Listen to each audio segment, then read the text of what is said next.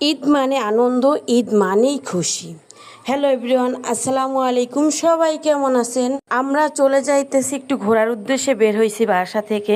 এই তো আমরা গাড়িতে উঠছি, আপনার ভাইয়া একদম পিছনে বসছে সিট না পেয়ে। তারপর আমাদের সামনে দুইটা সিট খালি হয়েছে, তো আমি আর তানভীর সামনে বসছি।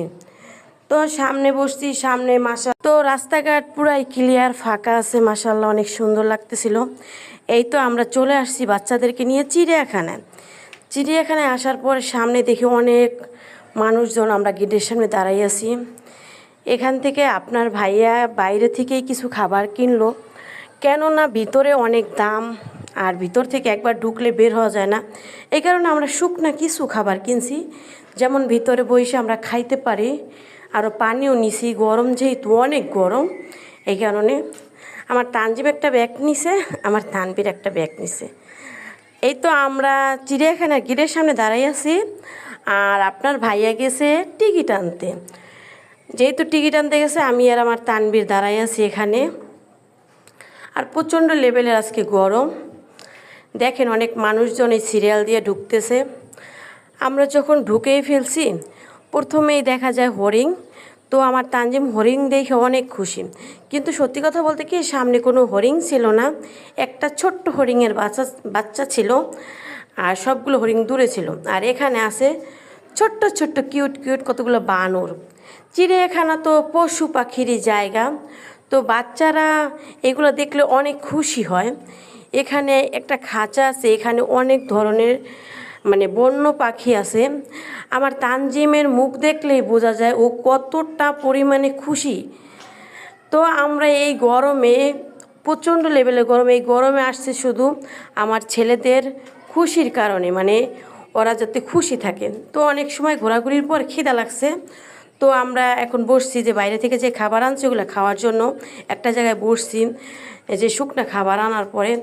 এখানে আমার তানজিমের প্রচণ্ড গরম লাগতেছে, ঘামতেছে, এই কারণে আমার তানজিমের যে পোশাকটা পরাইছিলাম ওটা খুলে ফেলাইতেছি।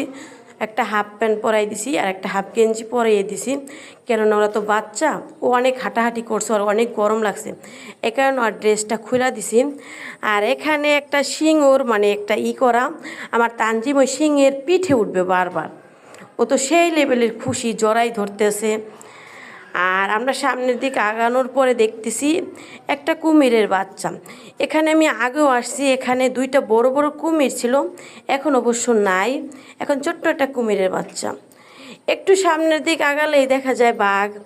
তো বাঘগুলো অনেক দূরে দূরে, ওই দেখেন অনেক দূরে। তো আমরা আসছি যেহেতু পশু পাখি দেখার উদ্দেশ্যে, এখানে বাচ্চারা পশু পাখি দেখলে অনেক কিছু শিখতে পারে। তো মেয়ে মানুষ তো, এখানে এক জায়গায় আম্মা খাইতেছিল, আমার দেখে খাইতে মন চাইছে। তারপর মনে করেন এই আম্মা খানিছি খাওয়ার জন্য। তো আমি একাই খাইছি, আপনার ভাইয়া খায়নি।